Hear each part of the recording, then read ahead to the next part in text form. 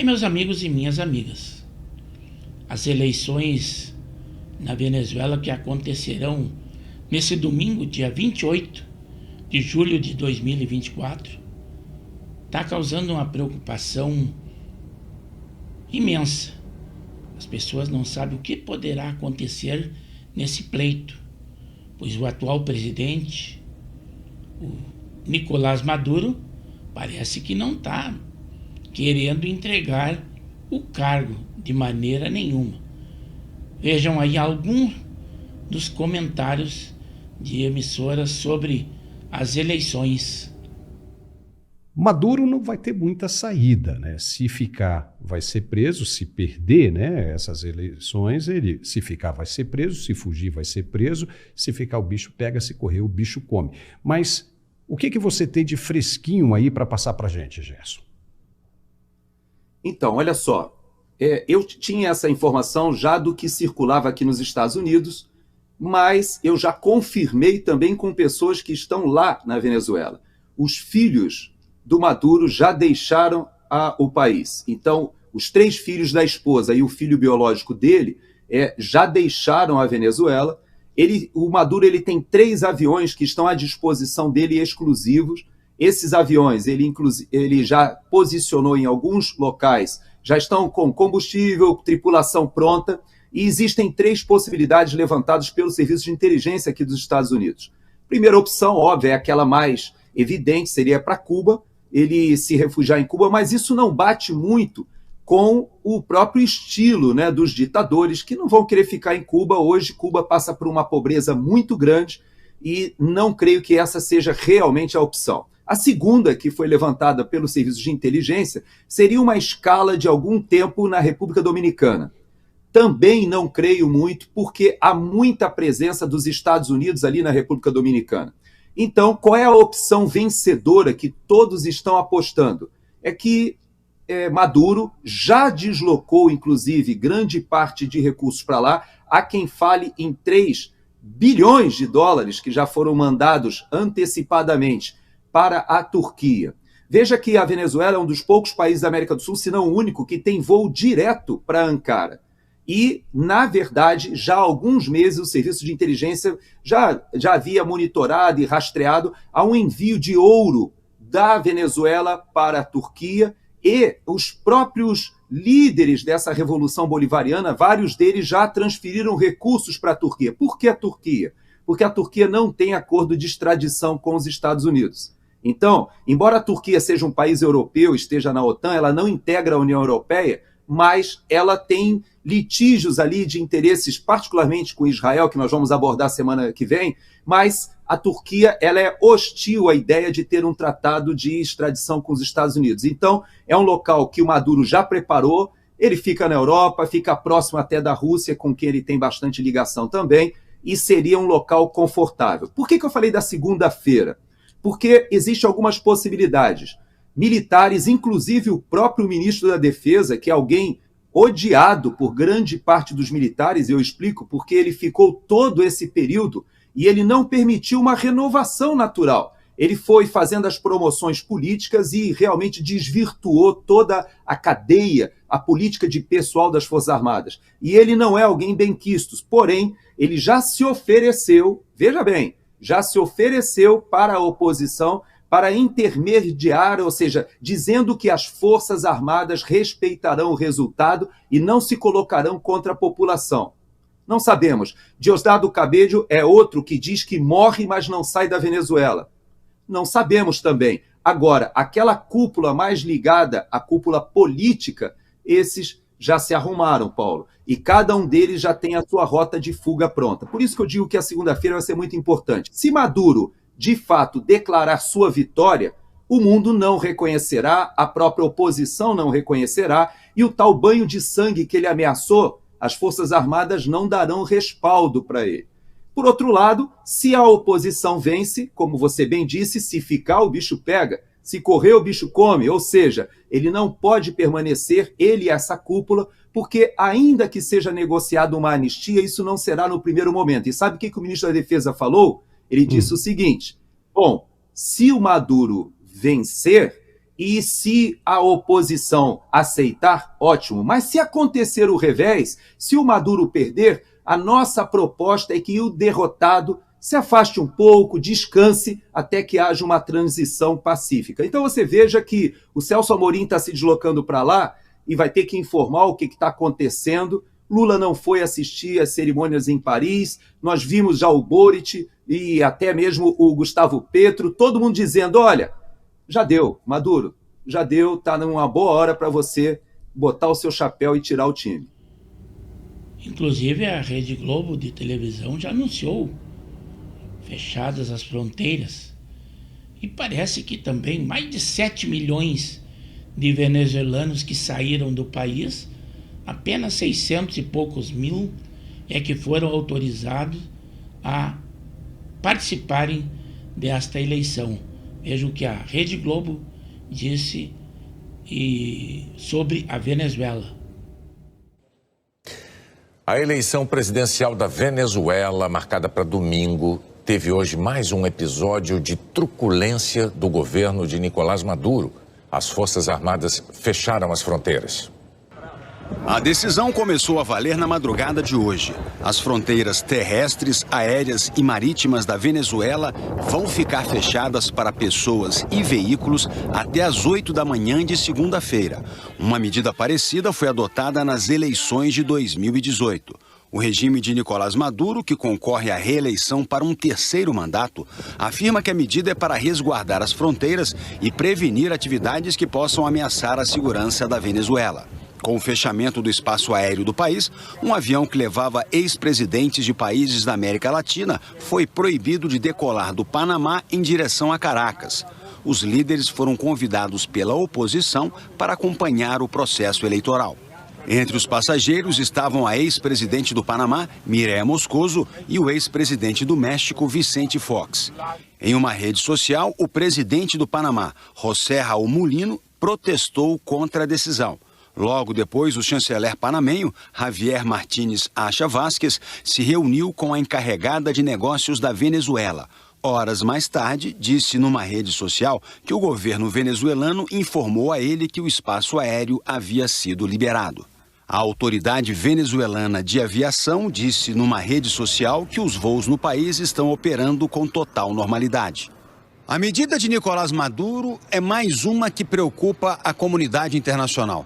Há temores de que o processo eleitoral não seja transparente ou que o presidente, no poder há 12 anos, não deixe o cargo caso seja derrotado nas urnas. Maduro já disse que pode haver um banho de sangue e uma guerra civil no país caso não seja reeleito. Ele também rejeitou a presença de diversos grupos de observadores internacionais que iriam ao país acompanhar de perto a votação. O ex-presidente da Argentina, Alberto Fernandes, é um deles. O assessor para assuntos internacionais da presidência do Brasil, embaixador Celso Amorim, desembarcou agora à noite em Caracas. Ele foi enviado pelo presidente Lula para observar a eleição. Um pouco sobre os Jogos Olímpicos da França, ali onde o Brasil está representado pela Janja, com credencial de chefe de Estado, inclusive com a segurança de chefe de Estado. Mas é uma Olimpíada da esquerda mesmo, né? O início ali da Santa Ceia, aquele público LGBTQA+, fez uma encenação como se fosse a Santa Ceia. Mas já um surfista brasileiro foi obrigado a remover a pintura do Cristo Redentor de suas pranchas. Quer dizer, Cristo não pode aparecer. Agora, usurpar a imagem de Cristo, isso pode. Eu quero ver eles fazerem assim com a imagem de Maomé. Aí a coisa é diferente. Mas o cristianismo é de boa paz. Por isso que os esquerdistas fazem isso. Mas já estão acontecendo atos de terrorismo que eles dizem que é vandalismo, danificando trens interpaíses, mais de 800 mil pessoas prejudicadas, ameaças de bomba e acredito que mais coisas ruins possam acontecer. O furto da mala do Zico poderia ter sido do Raí, que fez muita campanha para que a esquerda vencesse na França. Mas isso aí é só um fato. Voltando ao Brasil, hoje, nesse dia 27, em que o José Luiz da Atena, ex-apresentador da Band, apresentou oficialmente a sua candidatura a prefeito de São Paulo pelo PSDB, lá na Alesp, Assembleia Legislativa de São Paulo. Mas parece que muitos dos eleitores do PSDB não concordam com ele sendo o candidato. Vejam aí, ele quase foi agredido nessa situação. Se não fosse a segurança, ou ele ter saído de mansinho, a coisa estaria bem pior.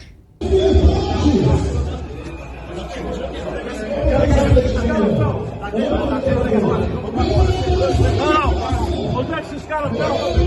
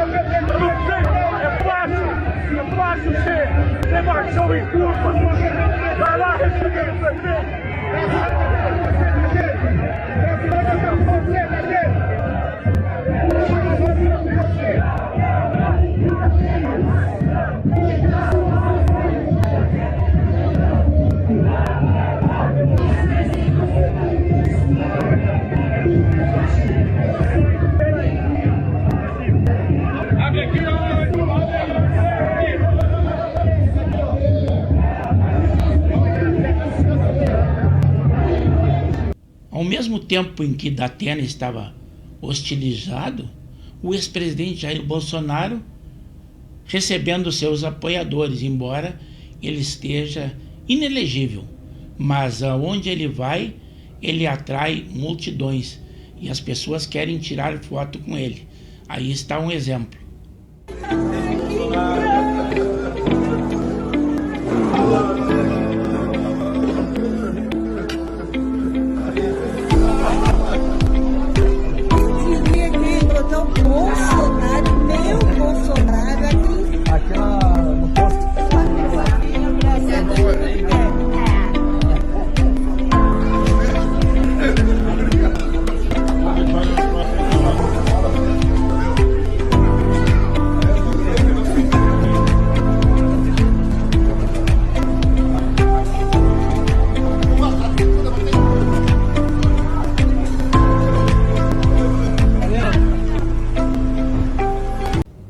Mas vejam o que é a política. Em outra oportunidade, o da Atena agradecendo ao ex-presidente Jair Bolsonaro. A minha empresa, que é a Band, é uma empresa de comunicação. Como todos vocês, é uma empresa neutra. Tá? E eu não posso me posicionar em relação a apoio direto ao presidente. Não posso apoiar o presidente, nem o presidente Bolsonaro, nem o presidente Lula, porque na realidade eu sou jornalista como vocês. Desde o momento que deixei de ser candidato a senador, eu voltei à minha condição de jornalista e não seria nem ético e nem leal com a minha empresa que eu assumisse uma posição num momento como esse. Mas eu vim aqui fazer questão de agradecer ao presidente pelo que ele fez por mim, porque eu enfrentei uma barra difícil, uma situação difícil, vocês todos acompanharam, eu fui massacrado nas redes sociais e até o fim ele se manteve ao meu lado.